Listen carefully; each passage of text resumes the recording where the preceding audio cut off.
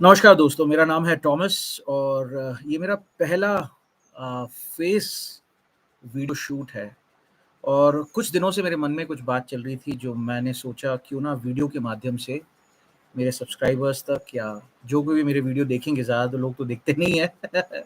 मैं इतना aggressive YouTuber तो हूँ नहीं, तो मैं पहली बार ट्राई कर रहा हूँ video with my face on, मेरे चेहरे के साथ मैं वीडियो मेरी ज़िंदगी में पहली बार कर रहा हूँ। कुछ दिनों से नज़र में कुछ चीज़ें आई जो तो मैंने सोचा कि क्यों ना इस पर मैं बात करूँ और एक छोटी-सी वीडियो इस पर मैं अपने चैनल पर क्यों ना छोड़ूँ। मैंने काफ़ी सारे वीडियोज़ देखे और आज सुबह भी मैंने देखे और काफ़ी दिल दहलाने वाले, दिल को तोड़ने वाले वीडियो होते हैं। जहाँ पर मैं देखता हूँ किसी बैंक या किसी औद्योगिक संस्था में कुछ लोग गुंडों के जैसे घुसते हैं और उस ऑफ़िस में काम करने वालों को डराते हैं, धमकाते हैं और उनके राज्य का भाषा इस्तेमाल करने की धमकी देते हैं।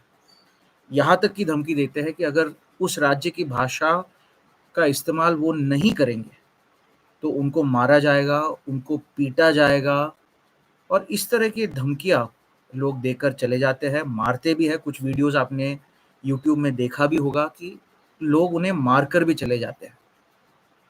इसकी मैं निंदा करता हूँ और बहुत सारे लोगों ने यूट्यूब पे वीडियोज़ अपलोड किए हैं और लोगों ने निंदा निंदा भी की है और निंदा करनी भी चाहिए क्योंकि ये गैर कानूनी है और इस तरह का बर्ताव और इस तरह का जो अप्रोच है, ये बिल्कुल गलत है और इसकी मैं निंदा 100% करता हूँ। ये एक पहलू हुआ दोस्तों। हमें और एक नज़रिए से इस बात को देखना होगा और नज़रिया ये है कि जो लोग ये माँग करते हैं, उनका कहना भी सही है। मान लीजिए अगर हम किसी राज्य में जाते हैं और उस राज्य में हम कई साल काम करने वाले हैं या व्यवसाय करने वाले हैं, तो उस राज्य की भाषा को सीखने में बहुत फ़ायदे हैं। भाषा एक ऐसा माध्यम है, जो लोगों को जोड़ता है, लोगों को एकत्रित लेकर आता है। तो गुंडागर्दी, मार-पिटाई ये एक तरफ है और ये गलत है, इसकी मैंने निंदा ऑलरेडी की है।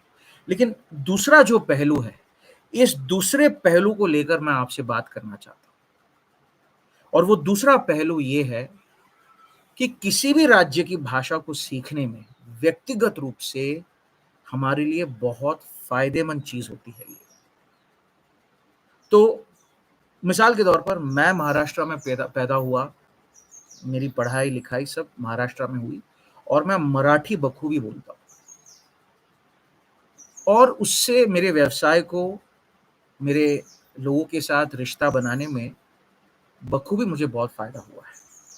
हालाँकि घर पे मैं मलयालम बोलता हूँ, मेरे माता-पिता केरला में पैदा हुए, बड़े बड़े हुए और घर में मैं मलयालम बात करता हूँ। मेरी शादी हुई है एक गुजराती से और मैं अभी गुजराती सीखने का बहुत प्रयास कर रहा हूँ। तो गुंडागर्दी एक तरफ है, लेकिन दूसरे पहलू से अगर हम देखें, तो किसी भी राज्य की भाषा को सीखने में नुकसान क्या है? क्यों ना हम सीख सकें किसी भी राज्य की भाषा को? कितने सारे फ़ायदे होते हैं, ख़ास करके अगर आप सेल्स में हैं। मान लीजिए अगर आप मणिपुर में हैं या सिक्किम में हैं या तमिलनाडु में हैं या केरला में हैं।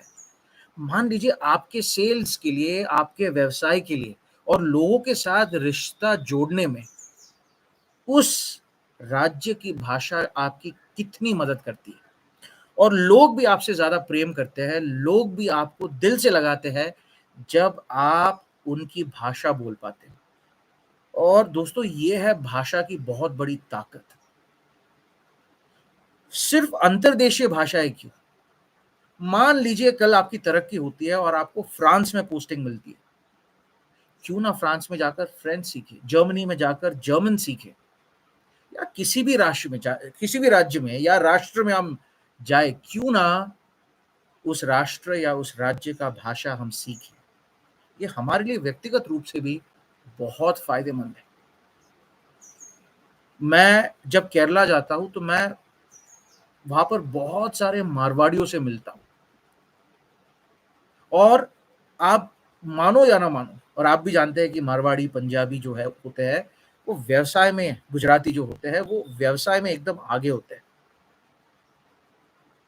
और वहाँ पर जाकर मैं दंग रह गया कि केरला में मारवाड़ी कितने खूबसूरती से मलयालम में बात करता है। आपको समझ में भी नहीं आएगा कि ये मारवाड़ी है। इतनी सटीकता के साथ वो मलयालम बोलते हैं। अब आप ज़रा देखिए, सोचिए कि उनके व्यवसाय के लिए ये कितना लाभदायक है। मेरे यहाँ पर एक दुकान है, जहाँ के काका जो है वो भी मारवाड़ी है। वो करीब-करीब भारत के 20 भाषाएँ बोल पाते हैं। जब मेरी बीवी जाती है दुकान में कुछ खरीदने, मेरी बीवी के साथ वो गुजराती में बात करते हैं। वो तमिल, तेलुगु, कन्नड़ा, तुलु ये भाषाएँ भी जानते हैं। हिंदी तो वो जानते ही हैं, मराठी भी जानते हैं और इसीलिए लोगों का सिर्फ़ एक व्यावसायिक रूप से नहीं बल्कि एक व्यक्तिगत रूप से उनके साथ एक रिश्ता है। और ज़ाहिर-सी बात है, आप मुझे पूरा यकीन है कि आप मेरे इस बात को मानोगे कि भाषा व्यवसाय को बढ़ाने में बहुत काम लाता है क्योंकि व्यवसाय बनते हैं रिश्तों के माध्यम से और रिश्ते बनाने में भाषा का बहुत बड़ा योगदान होता है। तो जब हम इन गुंडों को देखते हैं या इन इन इन लोगों को देखते हैं जो ज़बरदस्ती भाषा लोगों से बुलवाते हैं, तो उसकी निंदा करते हुए हमें इस बात पे भी विचार करनी चाहिए कि क्यों ना हम उस राज्य की भाषा को सीखें, क्यों ना हम उस राज्य की भाषा को समझें। ये बहुत लाभदायक चीज़ है और हमारे लिए वो एक एक कार्यकुशलता है, एक स्किल है, जो हमारी ज़िंदगी के हर पहलू में, ख़ास करके उस राज्य में, बहुत काम आता है। मुझे बड़ा दुःख है दोस्तों, मुझे काफ़ी रिग्रेट है कि मैं करीब-करीब 2 ढाई साल मैं मिडल ईस्ट में यूएई में मैंने अपना व्यवसाय किया और मुझे दुःख है कि उस 2 ढाई साल में मैं अरबी नहीं सीखा। एक तो चाहत तो कम थी, लेकिन जब उन सालों को मैं मुड़कर देखता हूँ, तो मुझे लगता है कि अगर हर रोज़ अगर मैं मात्र 1 घंटा अगर अरबी सीखने का मैं प्रयास करता, अरबी बोलने का मैं प्रयास करता, अरबी लिखने का मैं प्रयास करता, तो और एक भाषा मैं अपने भाषाकोश अगर वो एक शब्द है, तो भाषाकोश में ला सकता था और उससे मुझे फ़ायदा होता था, लेकिन मैंने सीखा नहीं।